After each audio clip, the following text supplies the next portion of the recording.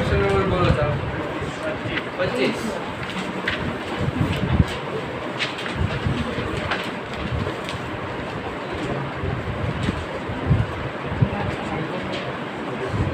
કાલવાળો છે કાલે સજીવને સંપૂર્ણ રીતે વ્યાખ્યાયિત કરવાનો પ્રયત્ન કરીએ ત્યારે સજીવો દ્વારા કયા પરંપરાગત લક્ષણો જોવા પડે? બુદ્ધિ, પ્રજનન અને પર્યાવરણ પ્રત્યેની સંબંધ ને આપેલા બધા પરંપરાગત જોવા પડે જ્યારે વ્યાખ્યાયિત કરવાનો પ્રયત્ન કરીએ ત્યારે સંપૂર્ણ રીતે એક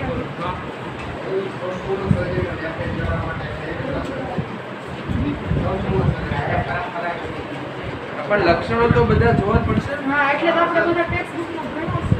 લક્ષણો બધા જોવા. બુદ્ધિ છે, પ્રજનન. આ તમને સરખામણીની વાત કરી હોય, સરખામણીની વાત કરી હોય ત્યારે તમે કદાચ આપણે કાલે વાત કરી હતી તમે કરી શકો.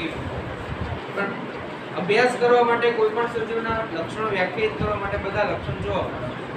પણ સર આને ધ્યાનમાં લેવી કે ન લઈએ આને ક્યાં વ્યાખ્યાયિત કરવાની જરૂર જ છે?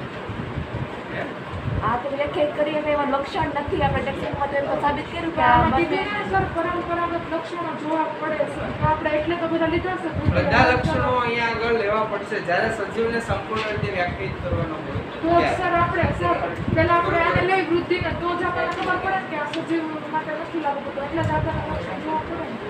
એ ઓકે છે. એમાં કેમાં શું કરાયું? ડી બધા છે. હા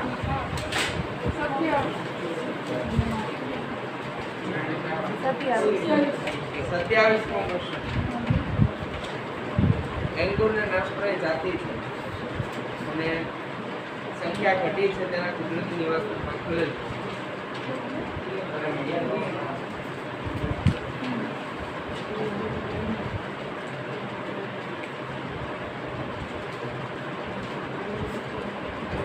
જો સોનેરી લેંગુર એ નાશપ્રાય જાતિ છે અને એની સંખ્યામાં ઘટાડો છે તે ઓછી કુદરતી નિવાસસ્થાનમાં ખલેલ પહોંચવાને લીધે થયો છે એવું કીધું. આન્સર કીમાં શું કરેલું? એક સાચું એક ખોટું. સર ખોટું થાય ને નાશપ્રાય જાતિ એટલે કે લુપ્ત જ થઈ ગઈ છે. હા હોય જ નહીં એટલે એ ખોટું જ કહેવાય ને. સર નાશપ્રાય એવું થોડું લુપ્ત થવાનું આવે છે. નાશ થવાનું આવે જાતિ છે. નાશપ્રાય જાતિ એટલે લુપ્ત થઈ ગયું હોય એટલે રેડ નાશ લિસ્ટ થઈ પ્રમાણે ચૂકેલી જાતિ છે. હા નાશ પામે હાવ નાશ થઈ ગયું હોય ને સર એ થાય કેમ કે રેડ લિસ્ટમાં આપણે નાશપ્રાય જાતિ એટલે એ જ લઈએ. એવું પણ હોઈ શકે જો કે અહીંયા આગળ કુદરતી નિવાસસ્થાનમાં ખલેલ સિવાયનું કારણ પણ હોઈ શકે ને. અહીંયા તમને એવું કીધું છે સોનેરી લેંગુર જે છે એ નાશપ્રાય જાતિ છે ઓકે. પણ એવું પણ થઈ શકે શિકારી પ્રાણીઓના વધવાથી પણ નાશ થઈ ચૂક્યો. સર પણ આ કારણ આપણે ઓલું કર્યું છે. એક એક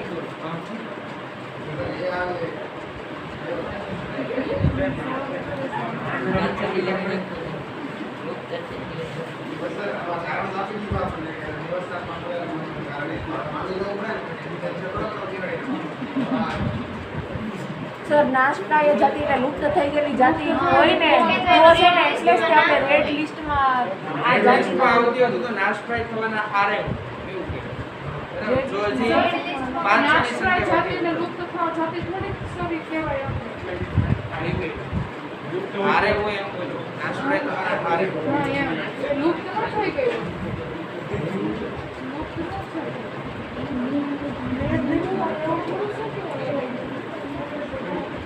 કઈ કામ કરો. સોનેરી લેંગુર એ નાશપ્રાય જાતિ છે. એનું નાશ થવા પાછળનું કારણ નિવાસસ્થાનમાં ખલેલ પહોંચવી એ આપણને આમાં આપ્યું છે. કદાચ એ સિવાયનું પણ હોય છે બરાબર અને એના લીધે આ કારણ ખોટું કીધું હોય આવું પણ થઈ શકે. સમજાય છે? કારણ કે તમે જે લોજિક લગાડો છો એ આવું લગાડો છો કે નાશપ્રાય જાતિ છે અને નીચે એવું લખ્યું છે કે સંખ્યા ઘટી. ઉપર તમે એવું કહો છો કે નાશ જ થઈ ગઈ છે તો સંખ્યા ઘટવાની વાત ક્યાં છે? તમે એવું પણ એક વસ્તુ સમજો કે એને નાશ થવા પાછળનું રીઝન શું છે, કારણ શું છે? કોઈ અલગ કારણ પણ હોઈ શકે. એવું નથી કે કુદરતી નિવાસસ્થાનમાં ખલેલ પહોંચવી એ જ કારણ હોય. બરાબર, એટલા માટે આ કારણ ખોટું આપ્યું છે. સાચું કારણ જે કંઈ હોય હું એક જોઈ લઈશ પછી તમને કહીશ. બરાબર, કદાચ જો આમાં ફેરફાર હશે તો એ પ્રમાણે ગ્રેસ આપી દઈશું, બધું આન્સર ચેન્જ કરી નાખશું. યાર અત્યારે આ રહેવા દો.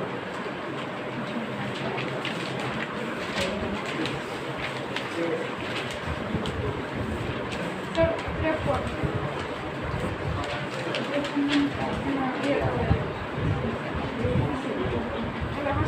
કયા સજીવોનો પ્રતિષ્ઠા સૃષ્ટિમાં સમાવેશ કરવામાં આવતો નથી? સાયનોબેક્ટેરિયા આવે ને એ તો સી બરાબર એક કોષી આદિકોષ કેન્દ્રીય છે. આન્સર કેમાં સી કરે? ડાયનોફ્લેજેલેટ્સ, ઇગ્લિનોઇડ્સ, સ્લાઇમ મોલ્ડ અને સાયનોબેક્ટેરિયા. સાયનોબેક્ટેરિયા નો આવે 53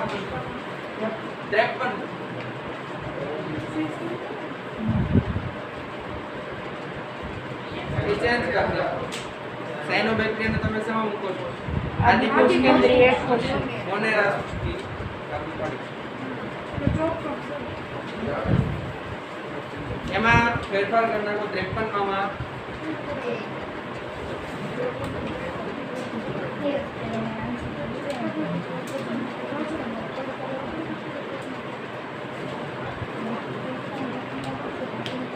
પછી કઈ તો એ ટેક્સ્ટ બુક માં એકવાર જોઈ લેજો, એક્ઝામ્પલ બરોબર જ છે. આગળ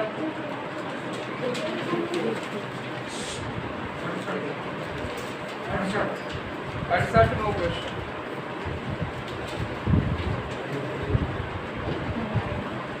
દ્વિકોષ કેન્દ્રીકરણ ક્યારે બને છે?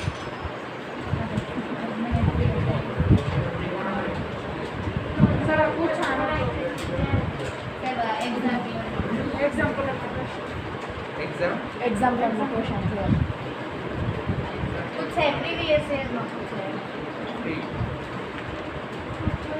અર્ધીકરણ અટકે, કોષરસ જોડાય નહીં ત્યારે, એક પણ નહીં અને બે એકકીય કોષો ઝડપથી જોડાય નહીં ત્યારે. દ્વિકોષ કેન્દ્રીય અવસ્થા ક્યારે અસ્તિત્વમાં આવે? આ કઈ અવસ્થા છે? બે કોષ કેન્દ્ર હોય પણ ક્યારે બે કોષ કેન્દ્રીય અવસ્થા અસ્તિત્વમાં આવે? કોષરસ સંયુગ્મન એવું હોઈ શકે, કોષ કેન્દ્ર સંયુગ્મન ન થાય. બરાબર, ત્યારે અસ્તિત્વમાં આવે. તો પ્રોબ્લેમ શું છે? બે એકકીય કોષો ઝડપથી જોડાય નહીં ત્યારે એને શું એમાં શું કરાયું? બીજ આવે ને? બી કરાવો બી બી આવે. સર પછી અર્ધીકરણ અટકે તો એ શું થયું? અર્ધીકરણ જો બે એકીય ન થાય એ તો લાગુ જ ન પડે.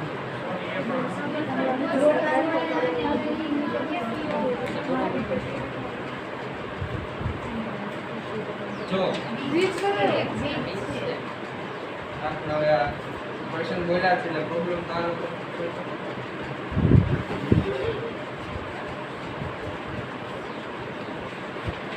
સ્પર્મ સેલ જોડાય. ફોર એક્ઝામ્પલ ખાલી ઉદાહરણ આપીને તમને સમજો.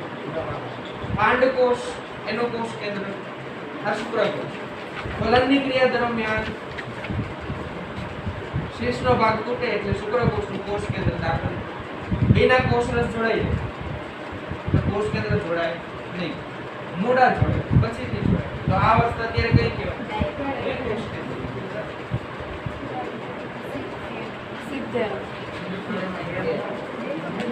70મો ક્વેશ્ચન. જેલીફિશના ડીપને ખાલી જગ્યા કહેવાય? કેનુલાઈ.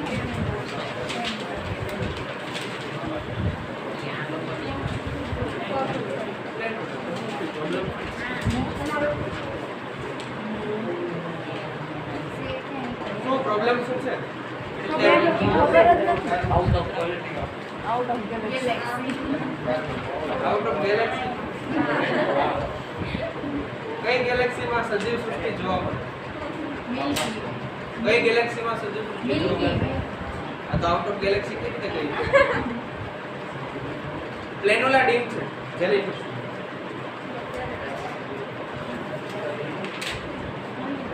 સર તો છે એ યાદ રાખો. 73મો ક્વેશ્ચન 73 હાઇડ્રા કોના દ્વારા ઉર્મિવેગ અને ઉત્તેજનાનું વહન કરે છે? હાઇડ્રાની અંદર ચેતાતંત્ર ચેતા જાલિકા સ્વરૂપે હોય. નેમેટોસાઇટ હે?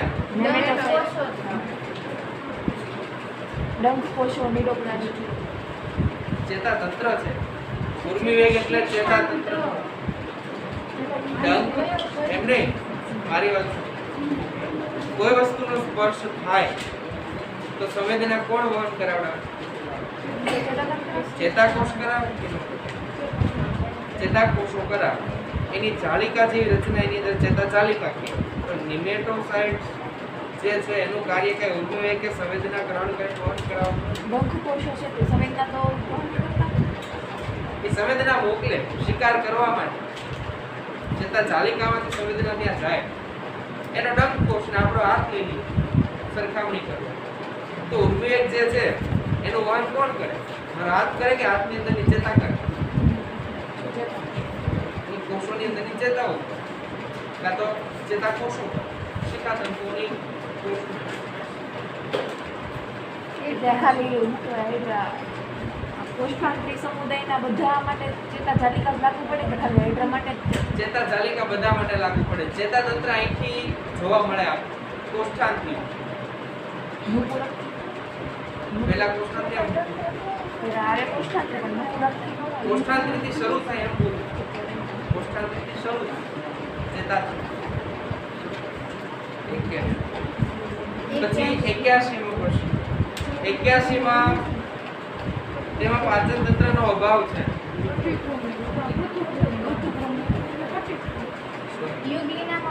અભાવ હા.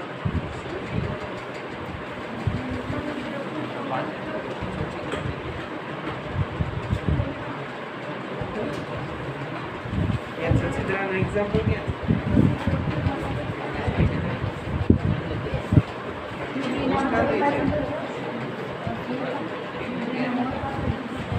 સચિત્રામાં ગેર પાચન તંત્ર સચિત્રામાં ગેરહાજર હોય પણ ચાર ઓપ્શનમાં સચિત્રાનું ઉદાહરણ તો નથી હોય.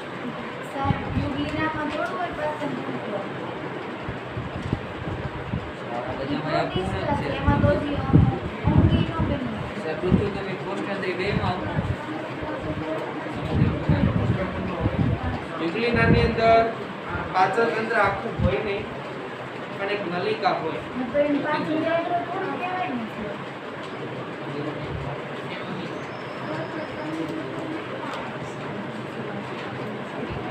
સમુદ્ર કોષ્ઠાંતરી સમુદાયનું પ્રાણી છે.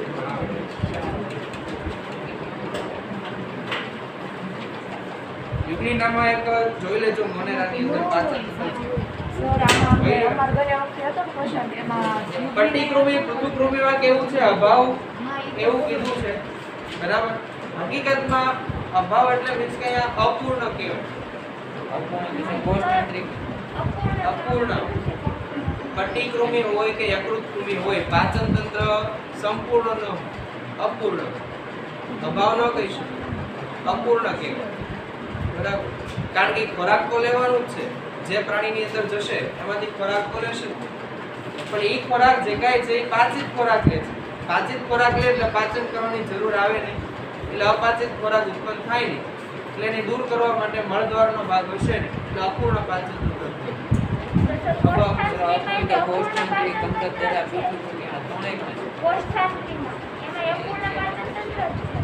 પણ આપણને તો આમાં અભાવ પૂછ્યું એટલે સુધારો કરવાનો છે.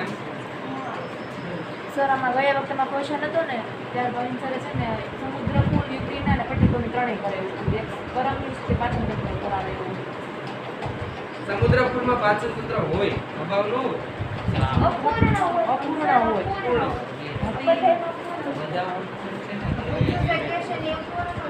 યુગ્લિનાની અંદર એક ચેક કરી લો. યુગ્લિનામાં ન હોય કારણ કે એ કોશિશ નથી કરી. એટલે 81 માં ડી રાખો. તો પછી સમુદ્ર ફૂલને કરમની આવે.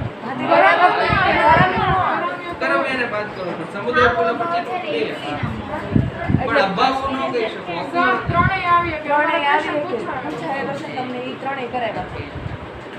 મેં કરાવ્યો અપૂર્ણ હોય તો એ 3 કરી શકાય. અભાવ પૂછવું છે. અભાવ એટલે ગેરહાજર છે એમ કહેવાય. પાચન તંત્ર ગેરહાજર છે એનો મતલબ એમ થાય અભાવ. સર પટ્ટીક્રમમાં એમાં શું કહેવાય ને પાચન તંત્ર ગેરહાજર જેવું જ શું કહેવાય પટ્ટીક્રમ તો સર આવે છે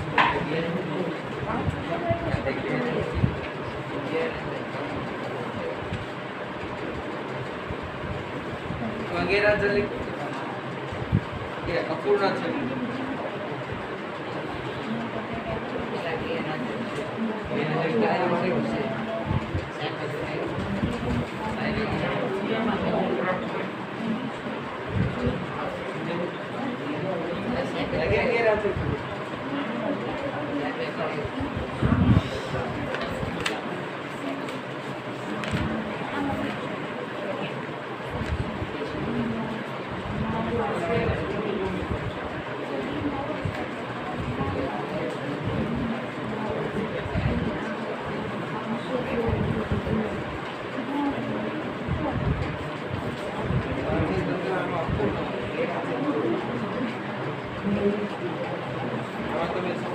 ટેબલમાં તમે સુધારો કરેલો છે એવું કઈ છે?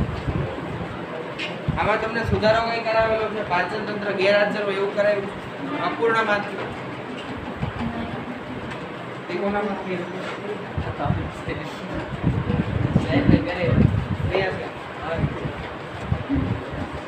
આ બધા કેમ ના પડે? ટેબલ જો પેજ નંબર 60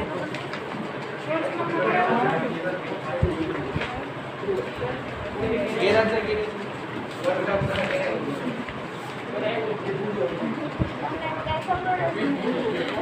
હા સર પાચન માર્ગનો અભાવ એમ કરાવે. હા અભાવ કરાવે પાચન માર્ગનો અભાવ. શેમાં અભાવ? બાયોલોજી ઊંધું નાખશો. પાચન તંત્ર ગેરહાજર ન હોય બેસિક કોષ્ટાત્રીની ક્યાં વાત કરે?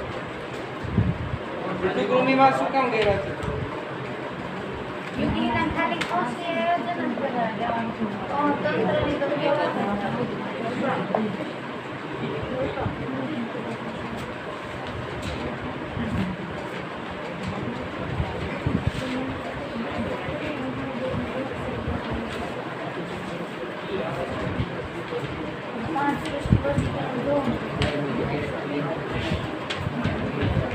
એક્યાસીમો ક્વેશ્ચન જે છે પાચન તંત્રનો અભાવ છે એમાં અત્યારે ડી નાખો. D answer D.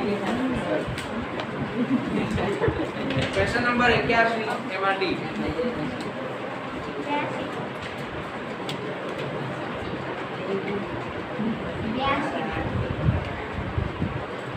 સચિત્રાનું ડી યાદ રાખો કઈ ડી ટીમનું નામ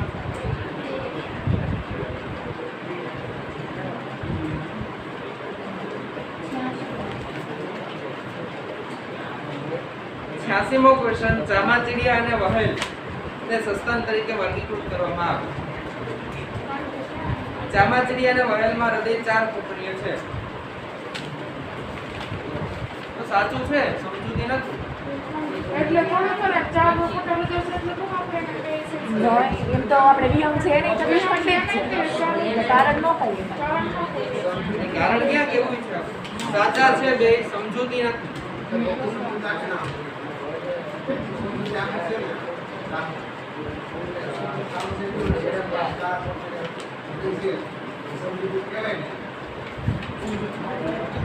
મગરમાં તે 4 કોટર વાળું હૃદય હોય તો પક્ષીમાં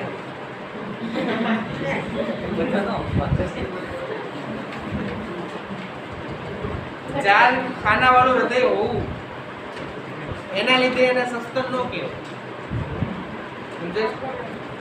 સસ્તનના લક્ષણો શું? મેન કે ભાઈ ઉરુદર પટલ હાજર હોવું, કે બાહ્ય કર્ણપલ્લવની હાજરી હોવી, આ બધા સસ્તનના કેરેક્ટર. એમાંથી એકાદું હોત તો હમણાં તમે કહી શકો કે ના. એટલે પછી 88મો ક્વેશ્ચન.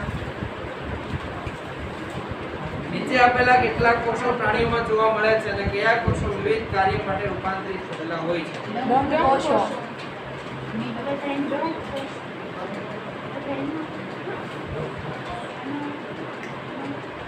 આમ પૂછાયેલું છે. આમાં પૂછાયેલો છે, ડંખ આમાં કોષો. ડંખ કોષો. અને આમાં સ્પષ્ટતા કરવી જોઈએ ક્વેશ્ચનમાં તે ગયા વખતે એવો કોના માટે કેટલાક કોષો પ્રાણીમાં જોવા મળે છે અને કયા કોષો વિવિધ કાર્ય માટે રૂપાંતરિત થયેલા છે એવું કીધું. ડંખ કોષ અને શેષાંતરના કોષ બે.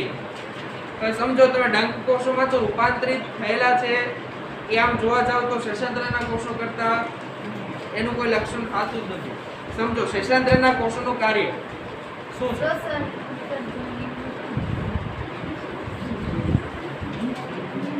શેષાંતરના કોષોનું કાર્ય, શેષાંત્ર એટલે આંતરડાનો ભાગ. હા, તેનું કાર્ય પાચક પદાર્થ જે કંઈ હશે, પાચક ખોરાક, પાચક થઈ ગયેલા પદાર્થનું શોષણ કરવું તો પાચક રસનો સ્ત્રાવ કરવો. આ બે થયું ને, બે કાર્ય થયા એના શેષાંતરના કોષોના. એ સિવાય ડંખ કોષોની વાત કરીએ તો શિકાર કરવો તો સામેવાળા પ્રાણીને મારવું કે પછી ખોરાક ગ્રહણ કરવો. પ્રતિકાર અને પ્રતિચાર બે ટાઈપના કાર્ય એના, બરાબર. એટલે એમાં બીડી રાખ 88 ક્વેશ્ચન નંબર 88 માં આન્સર બી પણ આવે અને ડી પણ આવે.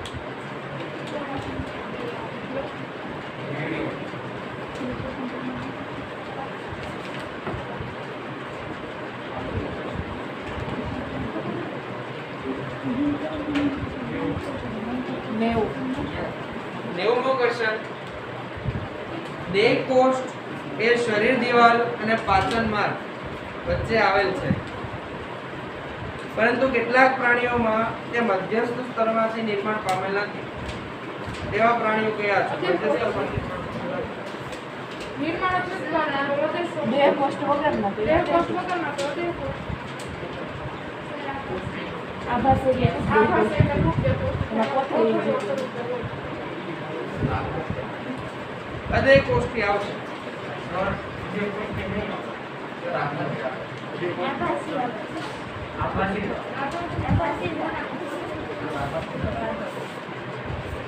કેટલાક પ્રાણીઓમાં શરીર ગુહા મધ્ય સ્તરમાંથી નિર્માણ પામેલ નથી.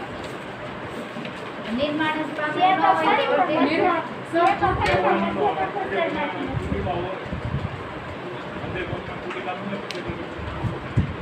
હૃદય કોષનો ને ઉદય કોષ. સર મધ્ય ગર્ભસ્તરમાંથી છે ને એ ઉત્પન્ન થાય ને કોથળીઓ સ્વરૂપે હોય છે.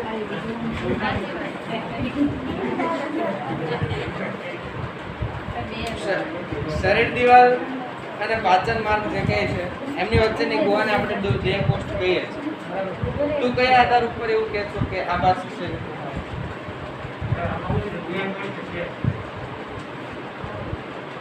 દેહ કોષ છે એવું ક્યાં કે?